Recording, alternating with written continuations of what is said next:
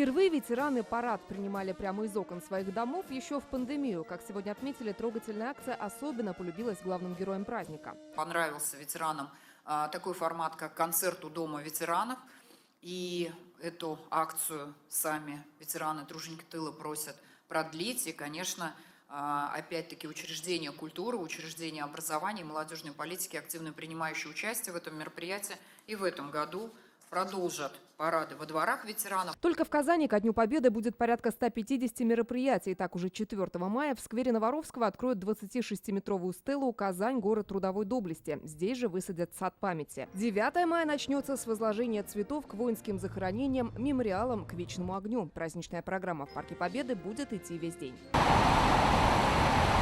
Под стенами Казанского Кремля начали устанавливать главную сцену. Только металлоконструкции весят 130 тонн. На них закрепят мультимедийное оборудование. По площади традиционно пройдут войска Казанского гарнизона, проедет легендарная военная техника и ретро-автомобили. Затем на сцене театральный пролог, а в 6 вечера военные песни исполнит 100-тысячный хор «Поющая Казань». В День Победы площадь Тысячелетия будет ограждена. Торжественный парад стартует в 10 утра, но зрителям рекомендуют прийти пораньше, чтобы успеть пройти досмотр и занять места. Самые удобные входы расположится со стороны улиц Кремлевская, Профсоюзная и Баумана.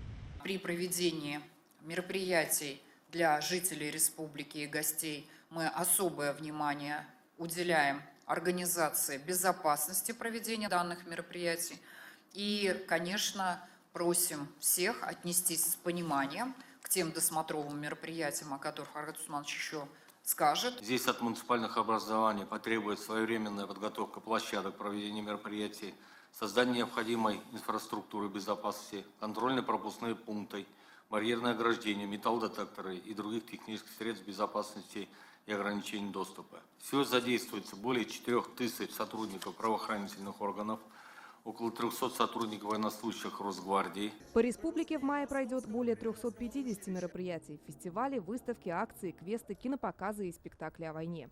Среди них спектакль «А зори здесь тихие», который будет поставлен в Нижнекамском драматическом театре. Также в Буинском драматическом театре будут организованы спектакли. Но отдельно стоит отметить мероприятие в Альметьевском муниципальном районе, где будет открыта доска Закии Туишевой, которая являлась участницей Великой Отечественной войны, после чего свою профессиональную деятельность связала с Альметьевским театром, являясь там режиссером и актрисой, народной артисткой Татарстана. Сейчас в республике проживают 14 277 ветеранов Великой Отечественной. Больше 10 тысяч из них – труженики тыла. Обратите внимание, в 3 раза произошло уменьшение в сравнении буквально за последние 5 лет. И, конечно же, сегодня количество инвалидов у нас непосредственно 59 человек, непосредственно участников Великой Отечественной 172 человека, 95 человек – это жители блокадного Ленинграда. Для ветеранов действуют программы социального обслуживания, льготы, программы ухода на дому, обеспечения лекарствами и жильем. В День Победы они получат федеральные выплаты и подарки от правительства республики.